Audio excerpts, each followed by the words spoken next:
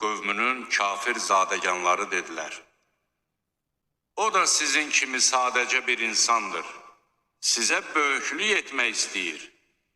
Əgər Allah elçi göndərmək istəsəydi, mələklər göndərərdi.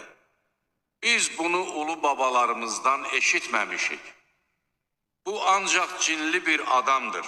Odur ki, ona münasibətdə bir müddət gözləyin. O dedi, ey Rəbbim, onların məni yalançı saymasına qarşı mənə kömək et. Biz ona vəhy etdik. Gözlərimiz önündə və vəhyimizlə gəmini düzəlt. Əmrimiz gəldiyi və təndir qaynadığı zaman hər canlıdan bir cüt erkək və dişi əleyhinə hökm verilmiş kəslər istisna olmaqla öz ailəni gəmiyə mindir.